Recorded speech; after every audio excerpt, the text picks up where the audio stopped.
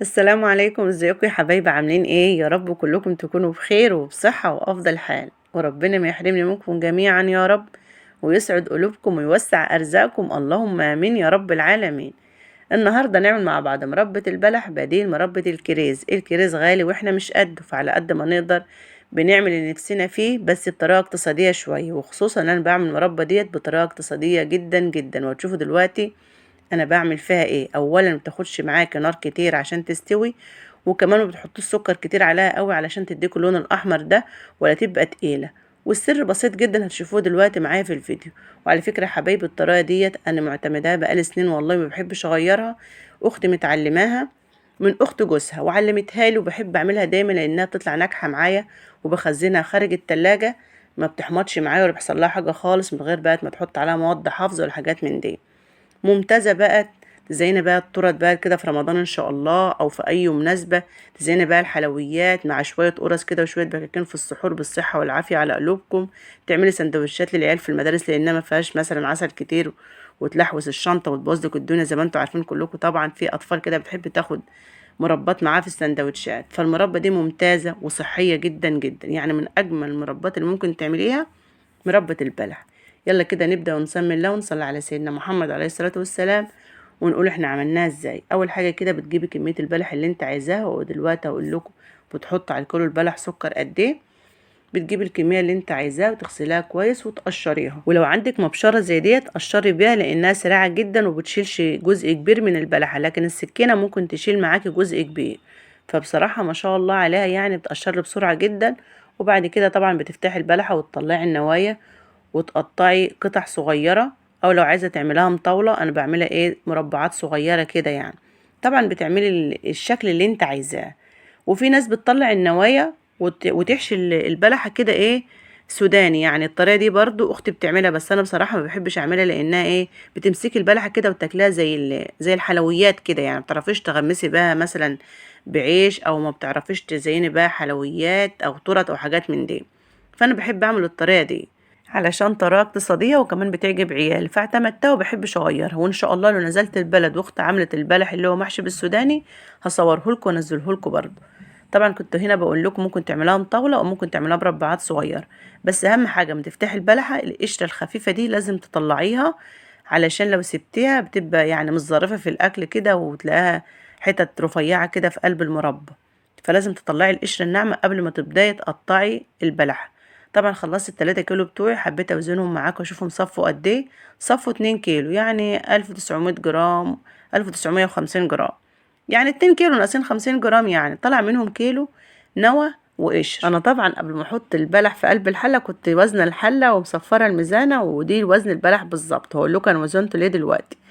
بعد كده ولعت البوتاجاز عليه وغليت الميه في الكاتل او في حله او في اي حاجه، وغطي البلح بالميه بدون ما تحط سكر عليه.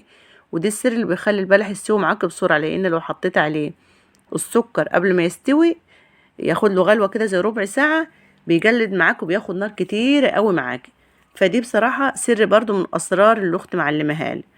بعد كده بقى بتديله ربع ساعه كده، وبعد كده بتطلعيه من الميه بتاعته وتحطها على جنب وتنزلي بالسكر. طيب نزلت بسكر قد ايه بقى على نسبة البلح ده كلها؟ نزلت بنص كيلو بس. هقول لكم دلوقتي ايه اللي هيحصل بعد كده.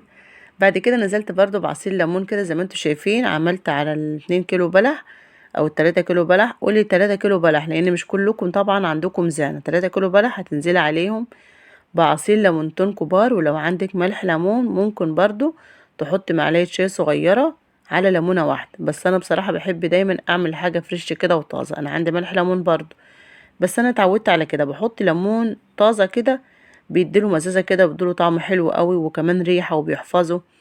فكل حاجه فريش بتبقى افضل يعني. فدتكوا بقى يا حبايبي انا عملت ايه. انا طبعا بعد ما غليت السكر بميه البلح بالفانيليا بالليمون، سبتهم يغلوا مع بعض ربع ساعه كده، قمت قلبه البلح عليهم تاني. طب يا ام شيماء انت ليه ما حطيتيش الحاجات دي كلها على البلح بدون بقى ما تنشيلي وتعملي الموال ده كله؟ هقول لكم انتوا ممكن تعملوا كده، وممكن تعملوا الطريقه اللي انت هتشوفوها دلوقتي برضه. طبعا اول ما يبدأ البلح يديله اللون الاحمر كده والمية بدأت تخف من عليه، بقوم مهديه النار عليه على طول، وايدك فيه كل ما تلاقي ريم على الوش بتشيليه عشان ما يحمضش منك. بعد كده حطيت نص كيلو سكر عليهم كوباية مية، يعني حبيت اكيلهم قدامكم لان الكوباية دي بتاخد معايا ربع كيلو سكر بالظبط. والنص كيلو سكر الاولاني كنت حاطاه من كيس لوحده كده، فانا عايزه اتاكد ان انا حطيت نص كيلو سكر بالظبط، فحبيت اكيله قدامكم. ونزلت على نص كيلو سكر بكوبايه ميه، وهضيف عليهم بقى معلقتين عسل كلوكوز. والعسل الكلوكوز ده اللي بيخلي الشربات بتاع البلح معاكي رابط كده وتقيل، بدون ما تحط بقى سكر كتير وتقرفي في نفسك. فبتضيفي له معلقتين عسل كلوكوز كبار كده. لو مش متوفر عندك ضيفي كمان كوبايه سكر. لو مش متوفر عندك عسل كلوكوز ضيفي كمان كوبايه سكر. يعني هتحط 3 كوبايات سكر عليهم كوباية مية، هيبقى تقيل معاك ويبقى حلو خالص. هنا كنت بقول لكم دي اللون بتاع البلح الطبيعي، بدون بقى ما اضيف عليه نص كيلو السكر التاني ولا اللون اللي انا هحطه ده. بعد ما لقيت الشربات طول كده معايا وغلى، مسكت المعلقه كده وخدت طرطوفه بس كده، يعني زي ما انتم شايفين كده حاجه بسيطه كده من لون الطعام الاحمر ده، بتجيبيه من عند اي عطار، لون طعام مصرح بيه من وزاره الصحه، بتجيبي ب5 جنيه، بيفضلوا عندك فتره طويله. لو عندك جيلي احمر من اللي هو بيبقى في الازازه ده برضو، حطوا نقطتين 3 بس، او شربات احمر. المهم حمري الشربات التقيل ده علشان البلح يبقى لونه احمر معاكي جامد، لو انت عايزه تزيني بيه تورت او تزيني بيه حلويات. اما بقى لو مش عايزه تزيني بيه وعايزه تعملها مربى فقط، بلاش انك انت تعملي اللخبطيطه دي. حطي الكيلو السكر بعد ربع ساعه بالظبط من غليان البلح على ال3 كيلو بلح، وسيبيهم يغلوا ببعضهم لحد ما يستووا معاكي ويديك القوام التقيل واللون الاحمر. عشان كده قلت لكم انتوا ممكن تعملوا كده، ممكن تعملوا كده، ممكن تحطوا السكر بدون ما تنشيلي وتقرفي في نفسك. لو انت مش عايزه اللون الاحمر او مش عايزه السمك اللي بيبقى في الشربات التقيل ده، اللي يريحكم في الاتنين اعملوه. هنا ما شاء الله طبعا سبته، كنت سايباه على النار خالص لحد ما ينشف خالص على نار متوسطه.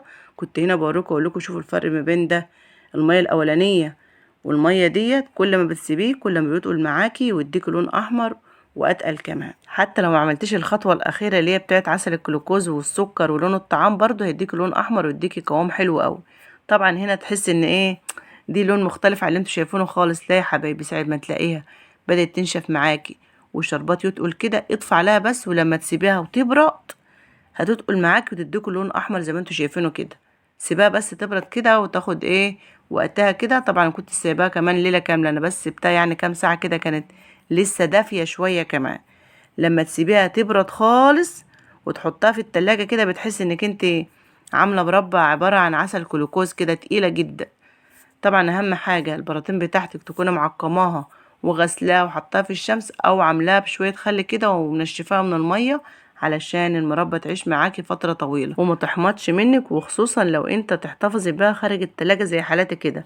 طبعا لو خدت من البرطمان اي حاجه لازم تحطيه في التلاجة. يعني انت فتحت البرطمان وحطاه في المطبخ العادي وفتحتيه وخدت منه شويه مربى، ما ينفعش بقى تحطيه ايه خارج التلاجة، لا هيحمض منك، لازم تحطيه في التلاجة. اهم حاجه وانت بتعبي البرطمان بتاعك تحط على وش البرطمان كده شويه عسل من بتوع المربى، وبعد كده تحطي كيس على وش البرطمان، وتكفي البرطمان تقلبيه زي ما انتوا هتشوفوه دلوقتي كده.